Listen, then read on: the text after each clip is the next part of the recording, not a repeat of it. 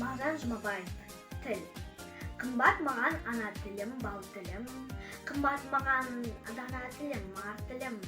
Ақ сүтімен бірге сіңген бойыма, ана тілі ардақтар алым.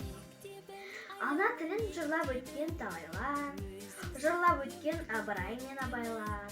Қасиетті менің ана тілімде, өшпес мәңгі алаулаған арай бар.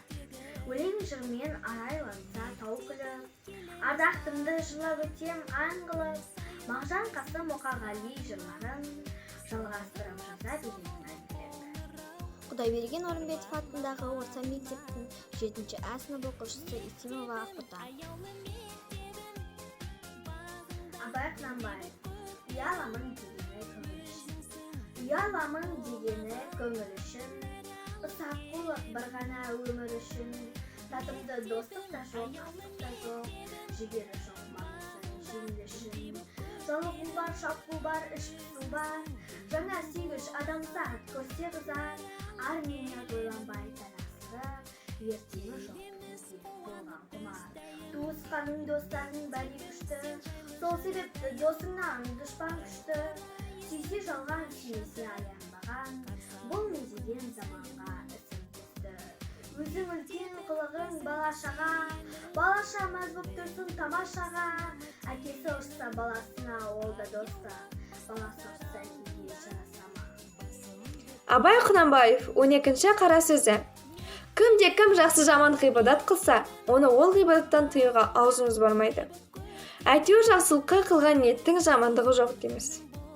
Ләкин, сондай адамдар толымды ғибадатқа ғылымы жетпесе де, оны қылса екен.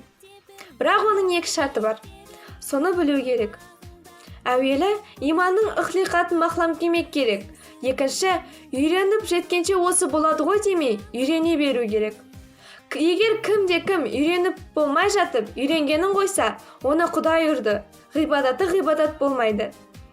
Ләкин, иманның неше бірлен кәмәлат табатындығын білмей, оның қанша жерден бұзылатығының білмей, басына шалма орап, бірадар атын көтеріп, оразашыл, намазшыл болып жүрген көңілге қалым бермей тұрып, жартысын салғанға ұқсайды. Күзетшісіз, ескерусіз иман тұрмайды. Ықыласымен өзін аңдып, шын діни шыншылдап, жаны ашып тұрмаса, салғырттың иманы бар деп болмайды. Абай Құнанбаев жасымда ғылым бар деп ескермедім. Жасымда ғылым бар деп ескермедім, пайдасын көре тұра тексермедім, ер жеткен соң түспеді уысыма, қолымды мезгілінен кешірмедім. Бұл махрұм қалмағыма кім жазалы, қолымды дөпсірмесем өстермедім, адамның бір қызығы бала деген, баланы оқытуды жек көрмедім.